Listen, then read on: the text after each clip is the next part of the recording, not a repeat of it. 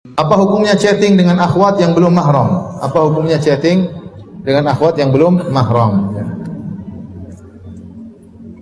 Jawabannya, jangankan chatting, pada asalnya suara akhwat juga bukan aurat. Suara akhwat bukan aurat. Allah berfirman kepada istri-istri Nabi, "Wala takhda'na bil qaul fayatma'a alladhi fi qalbihi marad wa qulna qawlan ma'rufa." Wahai istri-istri Nabi, janganlah kalian mendayu-dayu, merendahkan suara kalian tatkala berbicara dengan lelaki selain Nabi, lelaki yang bukan mahram. Tetapi wa qulna qawlan ma'rufa, tapi ucapkanlah perkataan yang wajar. Dijadikan dalil oleh para ulama bahwasanya suara wanita bukan aurat hukum asalnya selama berbicara dengan apa? Dengan wajar. Tapi kapan menjadi aurat? Tatkala dia berbicara dengan mendayu-dayu. Makanya Allah berkata, "Fala takhda'na bil qaul." Jangan kalian merendahkan suara kalian. Fayat ma'alladhi fi qalbihi marad. Sehingga lelaki yang punya penyakit hati akan terpengaruh dengan suara yang mendayu-dayu tersebut. Ini dalil bahwasanya hukum asal suara adalah bukan aurat. Kita bicara dengan wanita biasa dan wanita datang kepada Nabi, bertanya kepada Nabi. Ini sering tersebut dalam hadis-hadis. Ya. Dan Nabi mendengar suara tersebut dan jadi masalah. Berarti suara wanita bukan aurat. Yang dilarang suara tersebut menjadi berpengaruh tatkala diucapkan dengan mendayu-dayu, terlalu meliuk-liuk suaranya, ya, maka ini menjadi fitnah, ya. Apakah lelaki bisa terfitnah dengan suara? Bisa. Tatkala wanita tersebut bicara tidak sesuai dengan hajatnya, ya. Bicara ngalor ngidur ke sana ke sini, ketawa ketiwi, cekikan, ya. Akhirnya lelaki tersebut betah ngobrol sama istri orang 1 jam. Ya. Ini terjadi. Ya, terjadi. Kenapa? Dia tertarik dengan suara tersebut. Meskipun belum bertemu dengan orangnya, suaranya bisa menggambarkan wajahnya, padahal salah gambaran. Ya, jadi gambar macam-macam. Saya pernah menghadapi kasus ada seorang ikhwan ditelepon sama seorang akhwat pengurus pengajian. Ya. Telepon, saat ini ikhwan kok bicaranya lama sekali. Saya tegur, kenapa lama bicara? Dia diam. Telepon lagi suatu saat, lama lagi bicaranya. Ya. Akhirnya dia cerita sama saya, aduh Ustaz, itu akhwat, aduh parah Ustaz. Kenapa? Saya telepon dia, akhirnya saya terlanjur suka sama dia. Saya bilang, "Ukhti, bagaimana kalau kita ketemu di pintu masjid dekat pengajian?"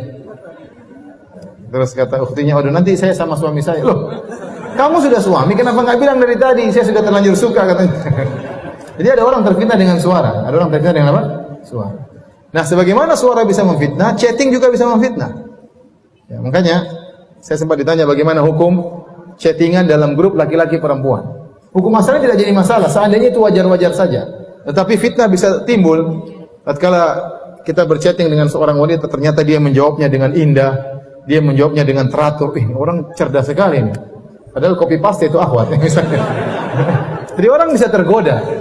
Ya, interaksi dengan wanita kalau berlebihan itu bisa timbul fitnah, ya.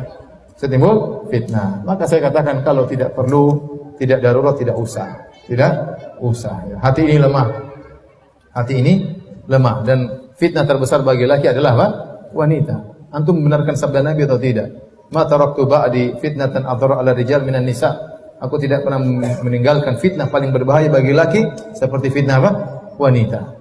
Kata Allah, wa khuliqal insanu dha'ifa. Lelaki diciptakan dengan penuh kelemahan.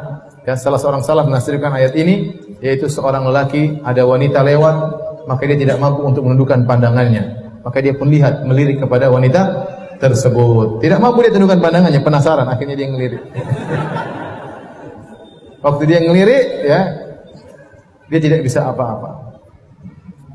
Fa'ayu syai'in adhafu min hadza. Maka apakah yang lebih lemah daripada ini? Ada istri orang lewat, antum penasaran lihat, cantik. Terus antum ngapain? Itu istri orang. Ente cuma ngiler doang. Itu istri orang. Akhirnya sakit hati. Pulang ke rumah lebih cantik tadi daripada istrinya sendiri. Lebih sakit hati lagi. Menyiksa diri ya.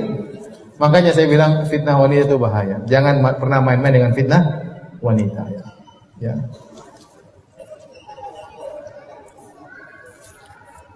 Dan masalah fitnah wanita tidak ada kaitannya dengan siapapun terfitnah. Ya.